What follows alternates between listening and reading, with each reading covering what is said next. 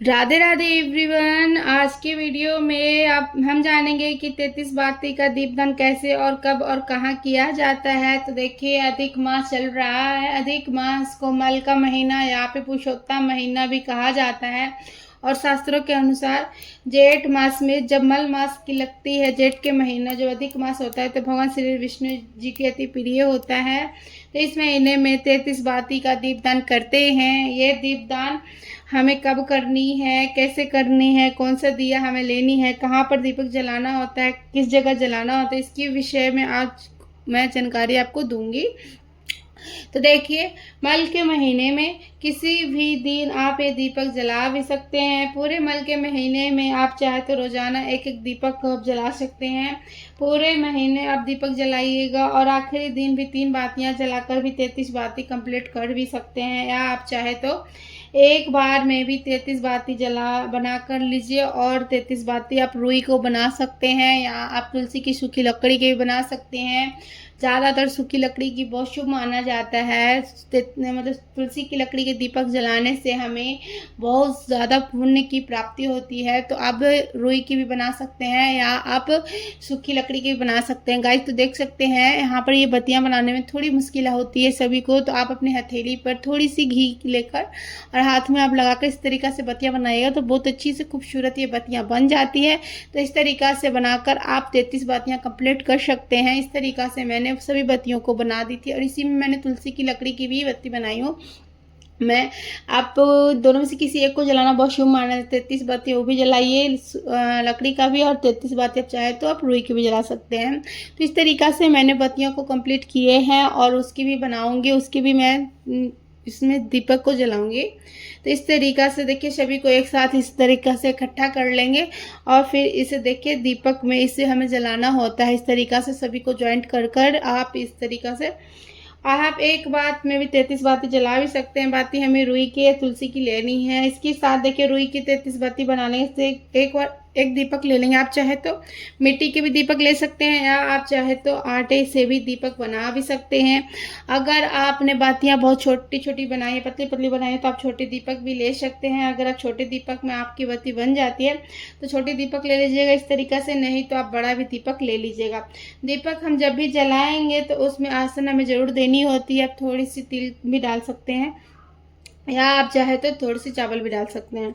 एकादशी के दिन जला रहे हैं तो तिल डाल दीजिए, बाकी दिन आप चावल भी डाल सकते हैं, कम ज़्यादा कितने भी ले सकते हैं। तो इस तरीक़ा से देखिए, मैंने तुलसी की भी लकड़ी को कंप्लीट यहाँ पर मैंने आपको कर दिए हैं। आप इस महीने में तुलसी की लकड़ियाँ जलाना बहुत शुभ माना जाता है। तो इस तरीक़ा से आप तुलसी की लकड़ी के भी जला सकते हैं। जब तुलसी के पेड़ हमें सूख जाती है तो उसे फेंकना नहीं चाहिए, उसे हमें सुखाकर अच्छे से सेफ्टी से रख कर और इस तरीके से बत्तियाँ बनाकर आप बहुत सारे जमा कर कर भी आप इसे अच्छे दिन, जैसे में एकादशी आती है, बृहस्पतिवार आते हैं, कोई भी शुभ दिन आते हैं, उस दिन आप जलाइएगा तो बहुत अच्छा रहता है। एक तुलसी की लकड़ी जलाने से हमें 1000 दीपक की जलाने की पुण्य की प्राप्ति होती है। और मल मास में जलाने से और भी शुभ माना जाता है। जो तीर्थ धाम नहीं करने जाते हैं उनके लिए ये बहुत शुभ माना जाता है।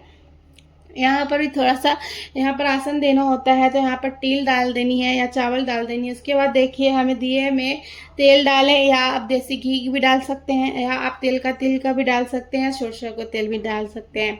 तो मैंने यहाँ शुद्ध देसी घी की दीपक जलाऊंगी और इसमें जलाऊंगी, क्योंकि दिए को अच्छे से यहाँ पर देखिए भर लेनी है। अगर हो सके तो बड़ा दिया ले लीजिएगा ताकि जो बातियाँ हैं बहुत देरी तक जलती रह जाए। इस तरीक़ा से दिया तैयार कर लिया मैंने दोनों को। देखिए, मैंने यहाँ पर एक ही को जला कर दिखाऊंगी, आप किसी एक को भी जला सकते हैं। यहाँ पर देखिए, पूजन कर लेंगे। पूजा करने के लिए दिए पर हम तिलक लगा देते हैं। आप रोली से, चंदन से तिलक लगा दीजिएगा। तिलक लगाने के बाद भोग के रूप में हमें थोड़े से तिल इसमें समर्पित करना होता है। श्री विष्णु जी को, बाल श्री कृष्ण जी को तिल अति प्रिय है, तिल को अर्पित कर देंगे। इसके बाद हमें ये दीपक जलाना होता है। देखिए, दीपक कहाँ कहाँ जलाना है। जैसे आप चाहे तो आप अपने घर के आसपास कोई मंदिर है वहाँ पर दीपक जला करा सकते हैं। आप चाहे तो आप अपने घर के मंदिर में भी 33 बाती का दीपदान आप कर सकते हैं। 33 बाती का दीपक जला भी सकते हैं, क्योंकि क्योंकि हमारा जो घर का मंदिर होता है इसमें हम भगवान श्री विष्णु, रामचंद्र जी की, श्री कृष्ण जी की, भगवान की जो विश्व रूपे होते हैं सभी का पूजन भी कर लेते हैं। आप चाहे तो अपने घर की दहली पर भी दीपक जला सकते हैं, या तुलसी जी की है, श्री विष्णु भगवान तुलसी जी को अति प्रिय होते हैं विष्णु भगवान, तो वहाँ पर भी दीपक जला सकते हैं। इसके अलावा आप चाहे तो पीपल के पेड़ में भी विष्णु का वास होता है, पीपल के पेड़ के नीचे भी दीपक जला भी सकते हैं, केले के पेड़ के नीचे दीपक जला सकते हैं, या आप आंवले वृक्ष के पेड़ के नीचे भी आप दीपक जला सकते हैं। जैसे मैंने आपको सभी में दिखाओ जी, इसमें से जहाँ भी आपको सुविधा आपको हो वहाँ पर भी दीपक ये जला सकते हैं। पूरे 33 बातियाँ हमें जलानी होती है। और देखिए, जब भी आप दीपक जलाइएगा, दीपक का जो मुख्य है वो आप को चाहे पूरब की दिशा की ओर रखना है, चाहे आपको इस उत्तर दिशा में किया जाता है। आप जान लेते हैं कि ये दीपक हमें कब जलाना होता है। देखिए, मल के महीने में जो अधिक मास है इसमें आप कभी भी किसी भी दिन ये दीपक जला सकते हैं। आप चाहे तो आप एकादशी को जला दीजिएगा, आप चाहे तो पूर्णिमा को दिन जला दीजिएगा, या आप चाहे किसी अन्य दिन भी ये दीपदान कर सकते हैं। पूरे मल के महीने में कभी भी आप दीपदान कर सकते हैं। तो देखिए, 33 दीपक का ये दीपदान है। आप चाहे तो सुबह सूर्योदय होने से पहले कर दें, या आप ये दीपक शाम को सूर्य अस्त होने के बाद भी ये कर सकते हैं, या अंधेरे में भी ये दीपक हमें करना होता है। दीपक का महत्व है, अंधेरे का उजाला फैलाना होता है।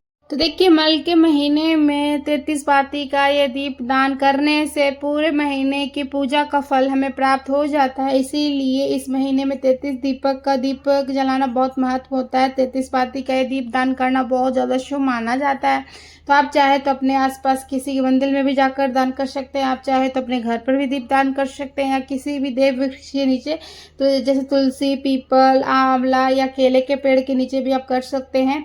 आपको 33 बाती का दीपदान के सरल विधि कैसी लगी कमेंट करके जरूर बताइएगा।